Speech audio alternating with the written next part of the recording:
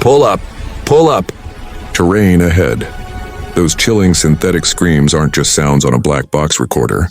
They're the last desperate warnings echoing from a cockpit that had become a death trap. At 0941 on the morning of July 28, 2010, an Airbus A321, Airblue Flight 202, slammed into the rugged, pine-covered slopes of the Margalla Hills. In the blink of an eye, 152 lives were extinguished, marking Pakistan's deadliest air disaster. How did a seemingly routine 90-minute milk run flight from Karachi to Islamabad descend into such unimaginable tragedy? Was it merely the unforgiving monsoon clouds and a cruel twist of fate that sealed their doom? Or was it a far more insidious brew, a toxic cockpit culture that stifled dissent, a captain who treated his first officer like a schoolboy, and a quietly misunderstood piece of automation that all conspired to kill everyone on board? Today, we're not just going to skim the surface of what happened. We're going to dive deep, peel back every layer, and unpack the complex chain of events because, as we'll discover, the official report, while critical, only scratches at the true depth of this catastrophe. It's a story not just about an airplane, but about people, power, and the perilous consequences when safety takes a backseat to ego. The day that looked ordinary, the morning of July 28, 2010, began like any other for the crew and passengers of Airblue Flight 202. At Jinnah Terminal in Karachi, the pre-flight briefing was underway.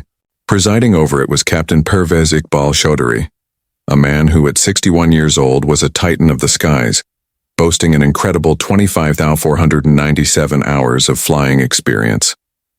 A former Pakistan International Airlines PIA pilot, he'd retired from PIA at 60, only to be snapped up by Airblue, an airline whose policy allowed pilots to fly until 65. Despite recent hospitalizations for diabetes and heart issues, he'd passed his medical just 2 weeks prior, a detail that would later raise uncomfortable questions about the oversight of pilot fitness. Captain Chaudhry, primarily a check captain, meaning he was usually there to assess other pilots, decided he'd fly this sector himself. His reputation preceded him, especially among junior pilots.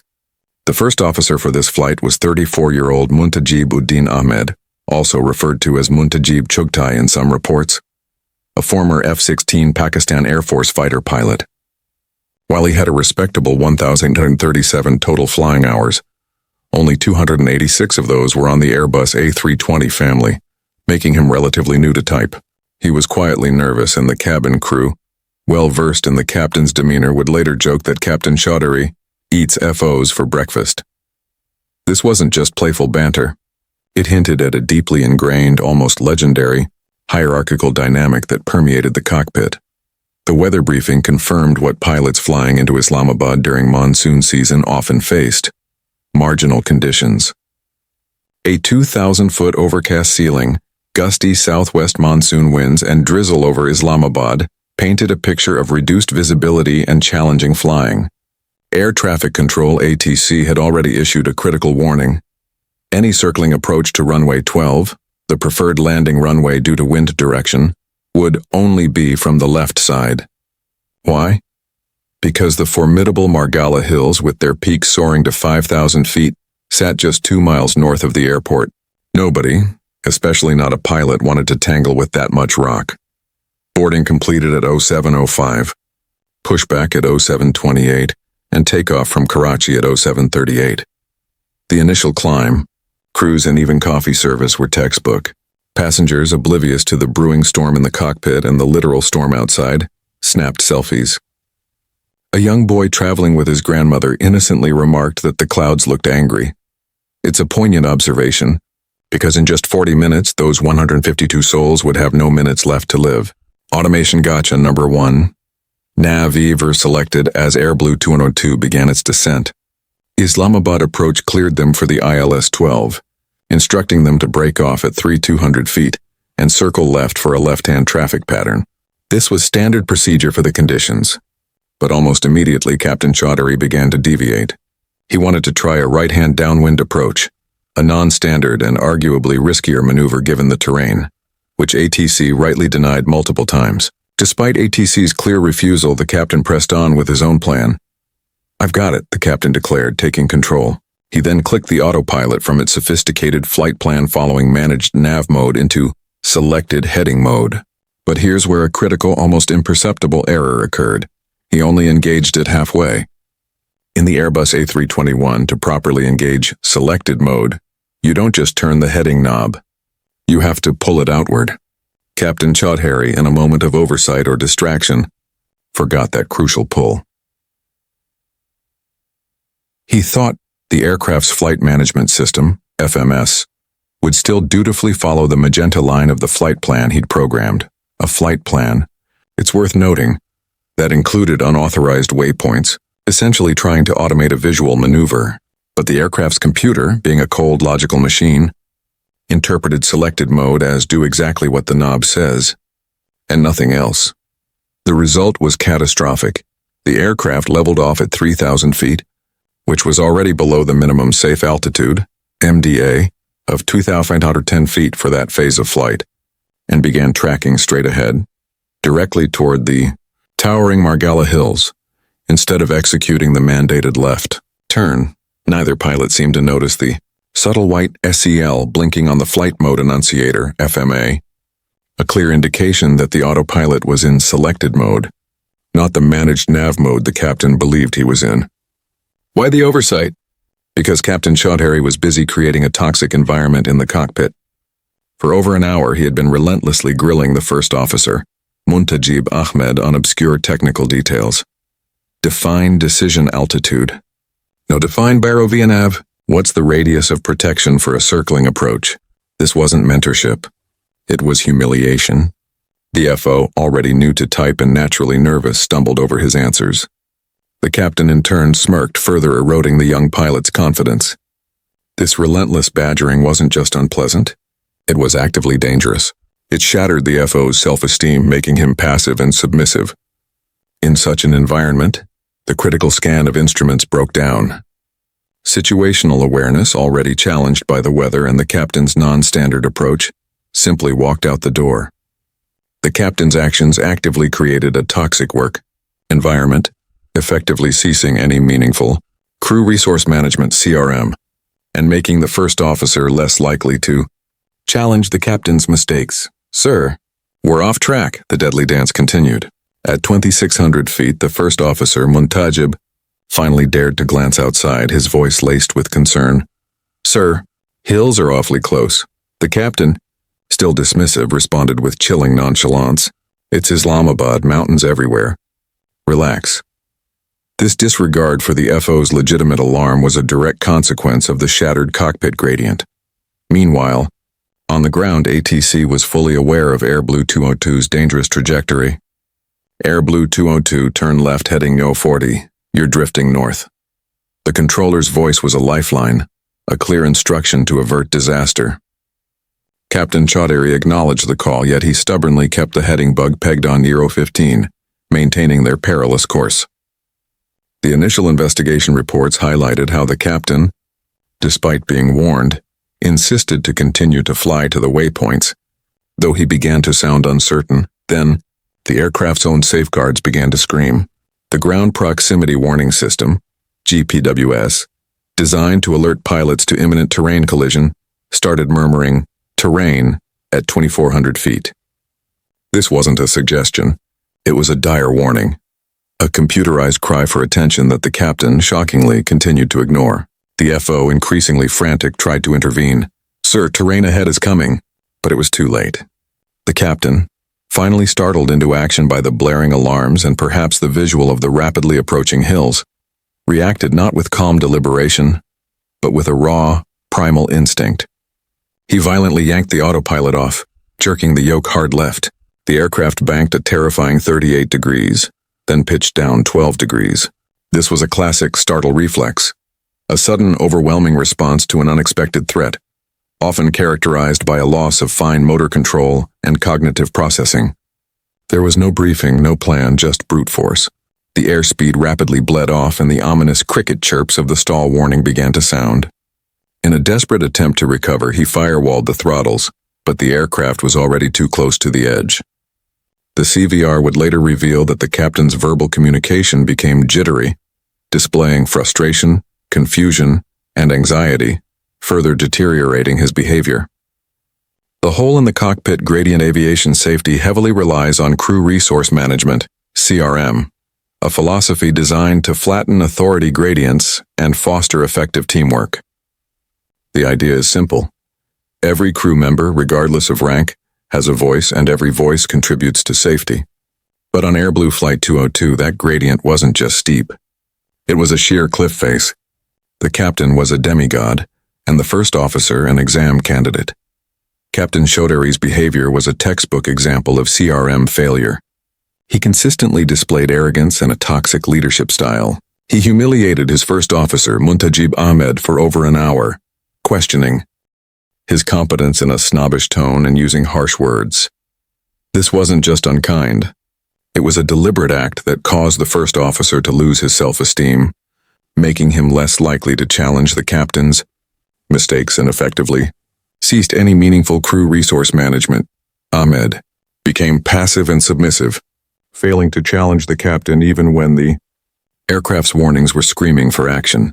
Multiple studies have shown that captains who engage in such quizzing of junior pilots, particularly below 3,000 feet during critical phases of flight, lose as much as 60% of their own scan time.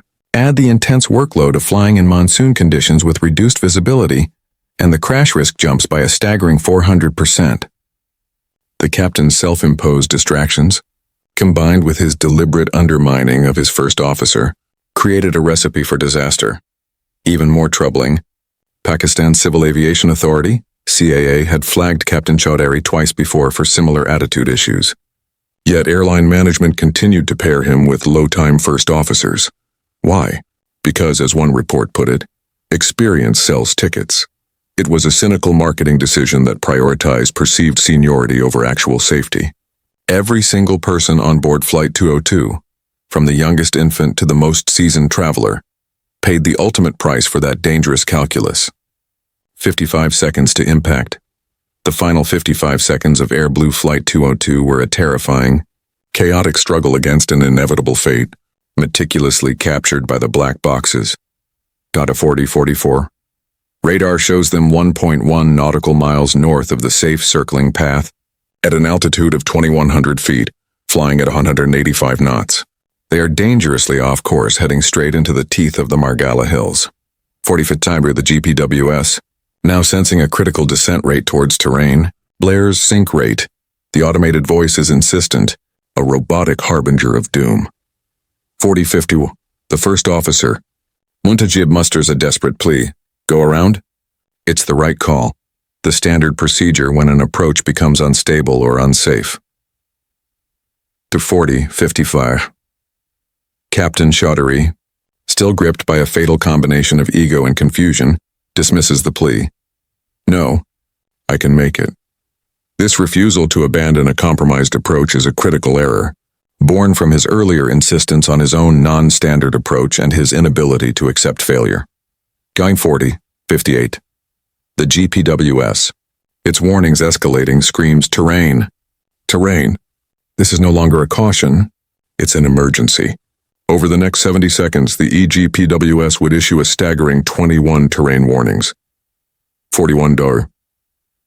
In a desperate last-ditch effort, the captain yanks the stick full back.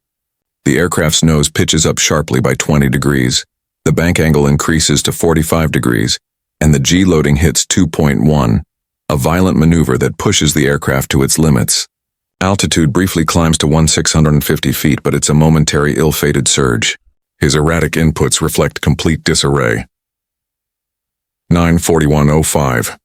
The GPWS, now in its most urgent mode, bellows, "Pull up! Pull up!" The first officer, his voice cracking with fear and urgency, screams, "Sir, we are going down! Sir, we are going down!" He never finishes his words. 9:41:07. Impact. The Airbus A321 slams into the Margalla Hills at an altitude of 1,050 feet MSL, still traveling at 185 knots. The attitude at impact is horrific. 38 degrees nose up with a violent 47-degree left bank.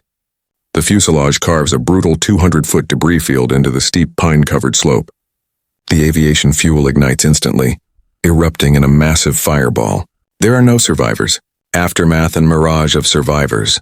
The sudden deafening whump reverberated through the quiet morning air, followed by the terrifying sight of a fireball rolling uphill.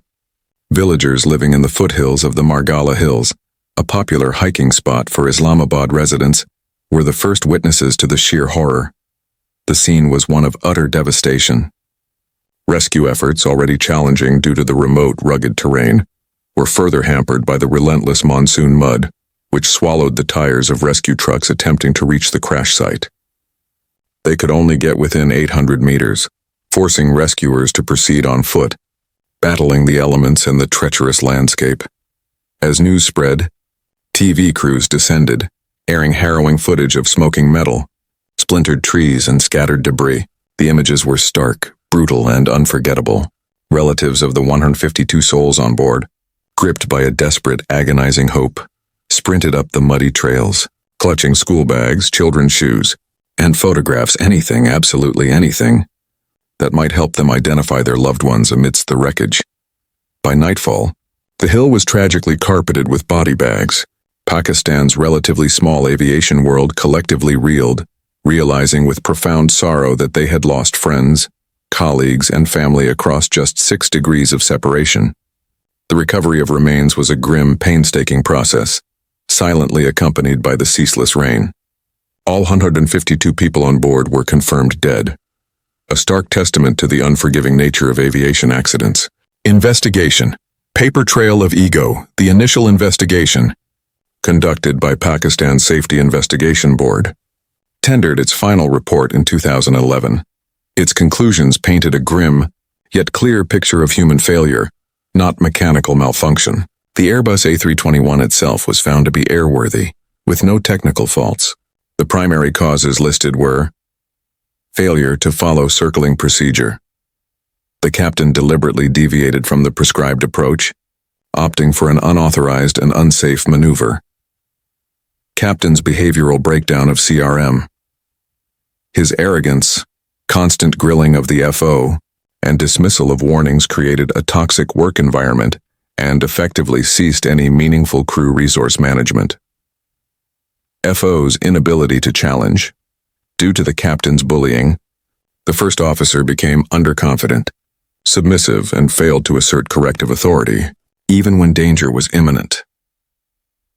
ATC's non-assertive phraseology.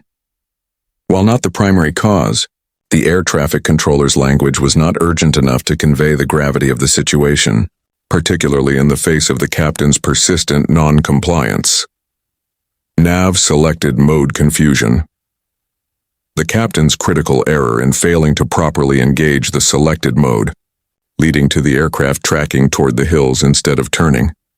Crucially, the report stated, no mechanical failure. This was a controlled flight into terrain, CFIT, caused by human factors. Years later, a reinvestigation in 2019, some sources cite 2013, added a significant footnote to the official narrative. It revealed that the duty controller at Islamabad ATC was a trainee with only 18 hours of experience on that specific sector. This inexperience likely contributed to their hesitation in using assertive, emergency vocabulary. Instead of a forceful, immediate go-around, they used softer phrases like expedite climb, which the captain easily ignored. This highlights a systemic vulnerability. Even a perfectly functioning ATC system can be undermined by inexperienced personnel in critical moments. However, despite these additional insights, the core truth remained. The chain of errors that led to this disaster started firmly inside the cockpit, long before the radios began to stutter with desperate warnings. It was a chain forged in arrogance, complacency, and a profound failure of leadership. Could it happen again? The Airblue Flight 202 crash was a brutal wake-up call for Pakistan's aviation industry, and indeed for global aviation safety. The question that haunted investigators and the public alike was, could such a preventable tragedy happen again? In response, significant safety changes were implemented, aimed at addressing the glaring deficiencies exposed by the crash. Airblue now mandates 2 experienced pilots for all circling approaches. This directly tackles the issue of pairing a highly experienced, potentially overconfident captain with an inexperienced first officer, especially during complex maneuvers in challenging weather. The goal is to ensure a balanced cockpit where expertise is shared and challenges can be made effectively. Pakistan CAA introduced line checks focused on gradient, not just flying skill. This means that pilot assessments now delve deeper than just technical flying ability. They scrutinize how captains interact with their crew, how they manage stress, and whether they foster an environment conducive to open communication and effective CRM. This aims to prevent the kind of toxic hierarchy that silenced First Officer Ahmed III. Airbus upgraded EGPWS logic. This is a technological response to a human failure. If the terrain warning triggers twice below 1,500 feet, the enhanced ground proximity warning system now auto-displays a go-around pitch target on the primary flight display. This visual cue is designed to be impossible to ignore, providing an undeniable objective command to climb away from danger, even if the pilots are disoriented or in denial. Air traffic control procedures were reviewed and improved. This included clearer guidelines for assertive communication, especially for trainee controllers, and potentially higher minimum altitudes for approaches in adverse weather. These changes are vital, yet the human element remains aviation's most unpredictable variable. Globally, statistics show that approximately 67% of loss of control accidents still trace back to human factors like startle response, poor cockpit gradient, or a combination of both. Lessons in aviation are, unfortunately, perishable. Memory is short, and ego, it seems, is eternal. The constant challenge is to ensure that the hard-won wisdom from past tragedies isn't forgotten, that it continues to inform training, procedures, and cockpit culture, safeguarding every flight. If you're finding this deep dive into aviation safety compelling and want more cockpit-level breakdowns like this, do me a favor, hit that subscribe button and ring the bell. Aviation safety isn't just for pilots and investigators. It depends on all of us staying curious, informed, and committed to learning from the past. And while you're at it, grab the free checklist linked below. It's the same kind of threat and error management worksheet I use when I fly the line. It's a simple tool, but incredibly effective for keeping threats at bay. Why the report wasn't enough. The official investigation report, while comprehensive in its findings, ultimately labeled the crash as pilot error. While technically true, this seemingly straightforward conclusion can be a deceptive parking lot for a much deeper, more complex network of systemic cracks. It risks oversimplifying a tragedy that was the culmination of multiple failures, both individual and organizational. Pilot error in this context masks several critical underlying issues. A system that rewards seniority over humility. Captain Chaudhary's extensive experience and seniority, combined with Airblue's policy of hiring pilots past traditional retirement age, inadvertently created an environment where his authority was unquestionable, even when his judgment was flawed. The airline valued years in the cockpit more than the critical leadership qualities of open-mindedness and humility. A culture that equates questioning with disrespect. The pervasive hierarchical culture in the cockpit, exacerbated by Captain Chaudhary's aggressive quizzing of his first officer, effectively silenced the junior pilot. In such an environment, challenging a captain isn't just difficult. It's seen as insubordination, a career-ending move. This cultural barrier tragically prevented life-saving interventions, a mode switch designed for logic, not for human panic.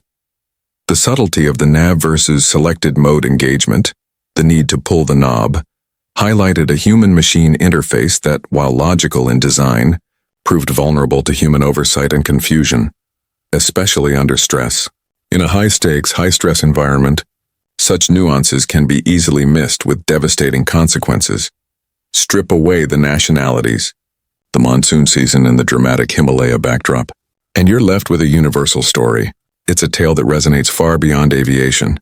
When leaders stop listening, when power goes unchecked, and when the human element of technology is overlooked, even the most advanced systems won't save them. The Airblue 202 crash is a stark reminder that technology is only as safe as the people operating it and the culture in which they operate. Take off on the right foot. The lessons from Airblue Flight 202 aren't just for airline pilots. They're for anyone who steps into a position of leadership, anyone who relies on teamwork, and certainly anyone who steps onto an airplane. Next time you ride jump seat, or even just sit in the back, remember these 3 litmus tests for a healthy, safe cockpit. Does the captain brief the FO by name, not just you? This might seem like a small detail, but it's incredibly telling. Addressing a crew member by name signals respect, acknowledges their individual contribution, and immediately begins to build a collaborative atmosphere. It's a subtle but powerful act of inclusion that counters the kind of dehumanizing dynamic seen on Flight 202. It shows the captain views the FO as a valued partner, not just a subordinate. Does the FO speak up before 1,000 feet if something feels fishy? The 1,000-foot mark during an approach is a critical gate. Below this altitude, the aircraft must be stable on speed and on course. If not, a go-around is mandatory. An FO who feels empowered to speak up at or above this altitude, even if it means questioning the captain, demonstrates a healthy cockpit gradient and strong situational awareness. It means they feel safe enough to challenge and that the captain is listening. Do both pilots verbalize the FMA after every mode change? The Flight Mode Enunciator, FMA, tells the pilots exactly what the autopilot is doing. Verbalizing changes, autopilot engaged, heading selected, or nav mode armed, creates a shared mental model of the aircraft's automation state. This simple, disciplined communication helps prevent automation surprises like the nav versus selected confusion that plagued Flight 202. It ensures both pilots are on the same page, reducing the risk of critical misunderstandings. If any answer to these questions is no, you're not just on a flight. You're on a statistical bubble. It means the critical elements of safe crew resource management might be compromised. Speak up if you can or find another cockpit. Your life and the lives of everyone else on board might just depend on it. 152 stories, one warning. Every single passenger on Airblue Flight 202 had plans, dreams, and futures waiting for them. There were families traveling together, professionals heading to meetings, students returning home for the holidays. There were children, like the boy who remarked on the angry clouds, and adults with lives full of memories and aspirations. They trusted two humans and a sophisticated slab of automation to get them safely to their destination. On that fateful day, one human, Captain Pervez Iqbal Chaudhary, tragically believed he was bigger than both the other human and the machine. He believed his experience, his ego, and his unconventional methods could override established procedures, clear warnings, and even the basic principles of teamwork. The other human, First Officer Muntajib Ahmed, believed he was too small, too junior, too intimidated to effectively challenge the captain's escalating errors. And the automation? It did exactly what it was told. Nothing more, nothing less. It was a faithful, unthinking servant, executing commands, however flawed, until it could no longer override the physical reality of the mountains. Mountains don't negotiate.